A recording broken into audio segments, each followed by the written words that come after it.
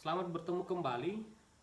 Kita akan melanjutkan materi pembahasan kita dan hari ini kita akan belajar mengenai bentuk-bentuk pelayanan pastoral.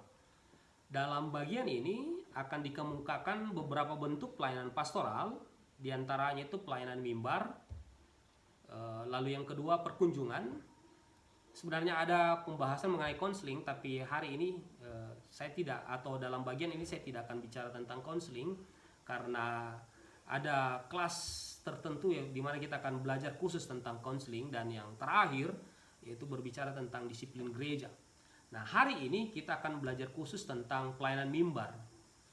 Jadi yang dimaksud dengan pelayanan mimbar di sini adalah suatu pelayanan yang dilakukan oleh seorang gembala jemaat kepada seluruh anggota jemaat dalam bentuk khotbah tentunya pada setiap kebaktian, baik itu pada hari Minggu maupun pada hari-hari lainnya, dalam ibadah-ibadah kategori yang lainnya. Jadi sehubungan dengan pelayanan mimbar atau sehubungan dengan berkhotbah di sini ada 3 hal yang akan kita bahas, yaitu pertama pentingnya pelayanan mimbar, lalu yang kedua tanggung jawab seorang gembala jemaat dalam pelayanan mimbar, dan yang ketiga itu berbicara tentang saran-saran praktis tentang persiapan pelayanan mimbar yang efektif. Nah, yang pertama itu mengenai pentingnya pelayanan mimbar. Jadi pelayanan mimbar atau berkhotbah itu merupakan salah satu cara yang diberikan Allah untuk menyampaikan firman Tuhan kepada umat Tuhan. Namun perlu diingat bahwa berkhotbah itu merupakan cara yang amat penting. Kita melihat ada beberapa pendapat para ahli mengenai khotbah atau pelayanan mimbar. Yang pertama itu dari Warren Wiersbe. Dia mengatakan bahwa bagi pendeta yang tahu membedakan prioritas, maka berkhotbah itu merupakan tugas pelayanan yang nomor 1. Sementara Philip Brooks mengatakan bahwa gembala jemaat gembala jemaat itu haruslah seorang pengkhotbah yang baik agar dia dapat memelihara martabat pelayanannya. Jadi pengkhotbah yang bukan seorang gembala itu akan renggang hubungannya dengan jemaat. Tetapi menurut Philip Brooks, gembala yang bukan seorang pengkhotbah itu adalah gembala yang picik. Lalu berikut Campbell Morgan menyatakan atau mengungkapkan bahwa hal berkhotbah itu sebuah pekerjaan yang paling utama dari pelayanan Kristen. Jadi seorang gembala jemaat dia akan mengalami kesulitan dalam pelayanannya apabila dia kurang yakin akan pentingnya hal berkhotbah atau rajin untuk berusaha menjadi seorang pengkhotbah yang lebih mahir. Jadi semua bentuk pelayanan pastoral itu memang berfaedah dalam pelayanan gereja tentunya. Namun tidak ada yang dapat menggantikan tempat berkhotbah berdasarkan firman Tuhan. Jadi menyadari betapa pentingnya pelayanan mimbar atau berkhotbah, maka seorang gembala dia harus menyiapkan khotbah dengan sebaik-baiknya, itu dia menyampaikan khotbah yang benar-benar menguraikan firman Tuhan, tentu dengan cara yang baik pula. Yang berikut mengenai tanggung jawab gembala jemaat dalam pelayanan mimbar. Jadi tidak ada orang yang mengemban tugas lebih berat daripada orang yang berdiri di mimbar dan berbicara atas nama Tuhan. Sehingga menyiapkan dan menyampaikan khotbah yang alkitabiah itu merupakan pekerjaan yang berat dan tanggung jawab dari seorang gembala jemaat. Nah, berbicara tentang tanggung jawab gembala jemaat dalam pelayanan mimbar atau berkhotbah, di sini ada beberapa hal yang akan kita pelajari mengenai tanggung jawab gembala. Yang pertama yaitu seorang gembala jemaat dia harus mempelajari firman Tuhan. Jadi Alkitab itu adalah bagaikan kekayaan yang tersembunyi, dan tugas dari seorang gembala jemaat dia harus menggalinya setiap hari. Untuk itu dia memerlukan waktu hari demi hari untuk menyelidiki firman Tuhan. Dia harus menerapkannya melalui pengalaman pribadinya agar dia mengetahui arti yang ada di dalamnya untuk kemudian disajikan kepada anggota jemaat. Taruh contoh, saya berikan contoh seperti Esra. Dia bertekad untuk meneliti Taurat Tuhan. Dia bertekad untuk melakukannya. Kemudian baru dia mengajarkan ketetapan, dia mengajarkan peraturan di antara orang Israel. Bisa lihat dalam Esra pasal 7 ayat 10. Demikian pula gembala jemaat. Dia harus menjadi murid yang paling rajin untuk mempelajari firman Tuhan. Hal ini berarti bahwa seorang gembala jemaat dia harus disiplin dengan waktu, dia harus disiplin, dia bertekun dalam mempelajari firman Tuhan. Yang kedua, ini mempersiapkan berita untuk jemaat. Tanggung jawab yang kedua, seorang gembala dalam pelayanan mimbar, mempersiapkan berita untuk jemaat. Jadi gembala jemaat dia harus mempelajari firman Tuhan. Dia merenungkan firman Tuhan. Dia berdoa secara khusus dan kemudian mengizinkan firman Tuhan itu menyelidiki hatinya. Nah, dari ayat-ayat yang dia baca itu, dia harus mendapat suatu berita atau suatu pesan yang Tuhan inginkan untuk dia kemudian sampaikan kepada anggota jemaat. Nah, seorang gembala jemaat dia harus dapat mengungkapkan berita itu dalam kalimat yang penuh kuasa tentunya. Kemudian dia menguraikannya dalam khotbahnya. Jadi firman Tuhan itu diuraikan secara terinci, secara sistematis, dan secara praktis. Jadi ayat-ayat Alkitab dia harus terangkan dalam kehidupan sehari-hari. Jadi gembala jemaat ini tidak cukup hanya mengetahui firman Tuhan, tetapi dia harus juga mengenal anggota jemaatnya. Dia harus dapat menyampaikan berita yang sesuai dengan kebutuhan jemaat. Dan cara satu-satunya untuk melayani jemaat itu adalah mengenal anggota jemaat satu-satu, satu persatu. Dan satu-satunya cara untuk mengenal anggota jemaat atau mengenal mereka adalah menyediakan waktu untuk bergaul dengan mereka, tentu melalui perkunjungan. Lalu tanggung jawab yang ketiga seorang gembala jemaat dalam pelayanan mimbar adalah memberitakan kebenaran firman Tuhan dengan sungguh-sungguh. Jadi jangan berkhotbah tanpa kesungguhan hati. Charles Finney berkata, biarlah jemaat itu melihat bahwa pendetanya selalu bersungguh-sungguh, baik di mimbar maupun di luar mimbar. Richard Baxter, dia membangkitkan semangat dengan berkata, saya berkhotbah dengan begitu yakin, seperti saya tidak akan berkhotbah lagi. Dan ini merupakan kesempatan terakhir bagi saya untuk berkhotbah kepada orang-orang yang mungkin tidak diberikan kesempatan lagi untuk mendengarkan firman Tuhan. Sebab itu, jangan menyia-nyiakan kesempatan yang ada. Beritakanlah firman Tuhan dengan sungguh-sungguh. Tanggung jawab yang keempat, yaitu menyampaikan khotbah dengan kasih dan kuasa Roh Kudus. Jadi gembala jemaat itu harus menyampaikan khotbah dengan kehangatan kasih, dengan semangat rohani, tentu dari kuasa Roh Kudus. Oleh sebab itu, seorang gembala dia harus mempersiapkan dirinya ketika dia mempersiapkan khotbah. Jadi seseorang tidak dapat memisahkan khotbahnya dari pengkhotbah. Jadi tidak ada seorang pengkhotbah, seorang gembala jemaat itu tidak boleh berkata, saudara jangan melihat diri saya, tetapi dengarkanlah khotbah itu. Jadi seseorang itu tidak dapat memisahkan khotbahnya dari pengkhotbah.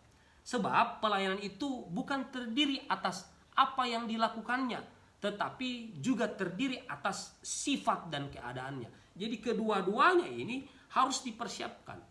Persiapan pribadi dan sekaligus sebagai khotbah kepada hatinya sendiri.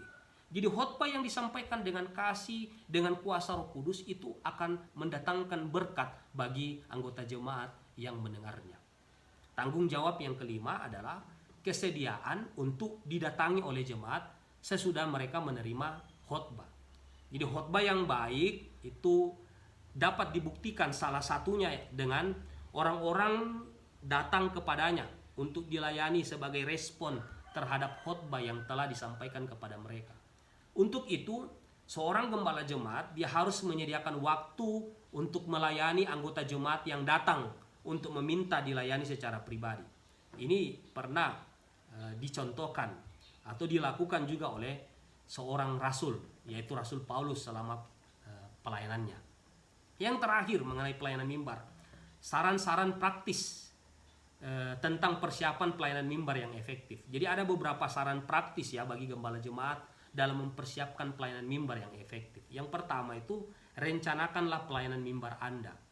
Jadi jangan menghabiskan banyak waktu minggu demi minggu, hari demi hari dengan sebuah kepanikan sambil mencari suatu pokok untuk dihotbahkan.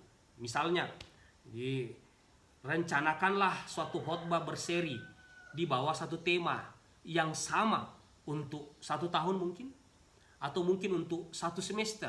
Misalnya, mempersiapkan tema khotbah mengenai doa-doa yang dicatat dalam Alkitab, atau tema mengenai perumpamaan-perumpamaan Tuhan Yesus, atau berbicara tentang tanda-tanda ajaib yang dibuat oleh Tuhan Yesus. Dan mungkin kita bisa mempersiapkan khotbah mengenai tokoh-tokoh dalam Alkitab, ataukah kita berkhotbah berturut-turut dari isi satu kitab di dalam Alkitab. Misalnya kita berkhotbah dalam surat Roma. Jadi jika Anda dapat mengetahui arah pelayanan mimbar minggu demi minggu, itu akan sangat membantu Anda. Dapat membantu kita mulai memikirkan isi khotbah yang jauh lebih baik, yang jauh lebih awal tentunya. Yang kedua, saran praktis yang kedua, mulailah dengan firman Allah tentunya. Jadi sebelum membuka buku-buku atau kitab-kitab yang lain, terlebih dahulu buka Alkitab Anda. Jadi carilah berita ilahi dalam nas atau perikop yang telah dipilih. Lalu catatlah gagasan-gagasan yang diberikan oleh Roh Kudus. Jika mungkin, selidikilah bahasa-bahasa asli Alkitab. Paling sedikit Anda dapat membandingkan lebih dari 1 terjemahan, tentu dalam bahasa Indonesia dan dalam bahasa lain. Jadi pertama, mulai dengan Alkitab Anda. Jangan mulai dengan yang lain-lain. Ada mahasiswa atau ada hamba Tuhan yang saya dengar, gampang kok berkhotbah sekarang, tinggal buka Google, tinggal buka internet, langsung muncul banyak. Tetapi saran praktis yang kedua mengingatkan kita bahwa harus mulai dengan firman Allah. Mulai dahulu dengan Alkitab Anda. Kemudian baru cari buku-buku yang mendukung.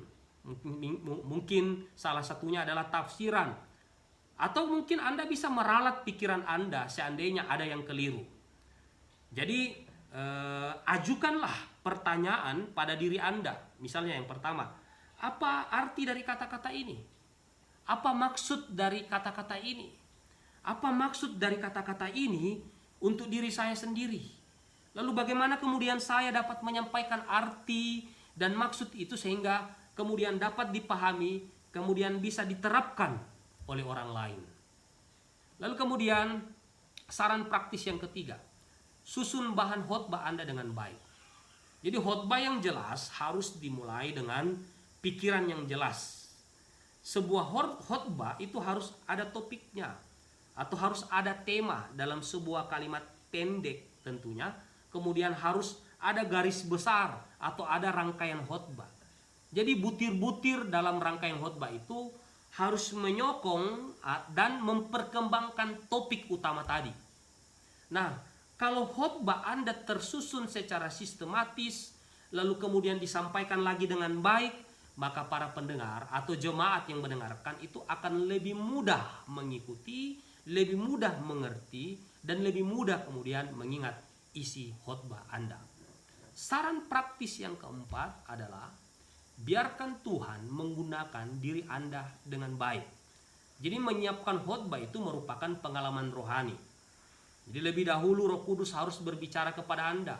Barulah kemudian Roh Kudus dapat berbicara melalui Anda. Jadi terimalah lebih dahulu berita ilahi untuk hati Anda sendiri. Apa maksud dari ayat-ayat itu untuk diri Anda sendiri. Lalu yang berikut, saran praktis yang kelima, yaitu selalu siap sedia. Kalau ditanya kapan Anda menyiapkan khotbah, jawaban yang tepat kita bisa lihat dalam 1 Timotius pasal 4 ayat 2. Jawabannya adalah setiap waktu. Oleh karenanya, bacalah Alkitab Anda secara teratur setiap hari. Buka lebar-lebar mata dan telinga Anda. Kalau ada gagasan tentang pokok khotbah yang baru atau ilustrasi khotbah yang baru, atau cara pendekatan nas khotbah yang baru, catat itu. Saudara bisa menggunakan sistem arsip bahan khotbah yang rapi.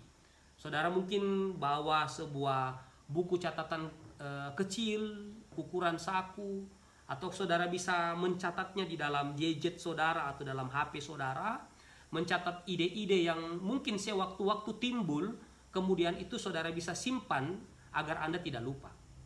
Lalu sewaktu-waktu juga isilah catatan Anda itu, atau catatan Anda yang ada di buku saku Anda atau ada di dalam HP Anda, saudara catat dengan ide-ide untuk khotbah yang belum jadi. Lalu saudara catat itu. Itu akan menolong Anda ketika mempersiapkan khotbah. Ada pepatah lama yang berkata begini, rencanakanlah kerja, lalu kerjakanlah rencana. Jadi ingatlah selalu bahwa pekerjaan Anda ini, pekerjaan kita sebagai gembala itu menyangkut soal kekekalan. Jadi berilah pelayanan yang terbaik demi pekerjaan yang mulia itu. Oke, sampai di sini penjelasan saya mengenai bentuk-bentuk pelayanan pastoral. Dalam hal ini tadi kita berbicara mengenai pelayanan mimbar atau berkhotbah. Kita akan bertemu dalam penjelasan materi berikut, dan berikut saya akan berbicara mengenai pelayanan pastoral lainnya, yaitu perkunjungan. Sekian dan terima kasih.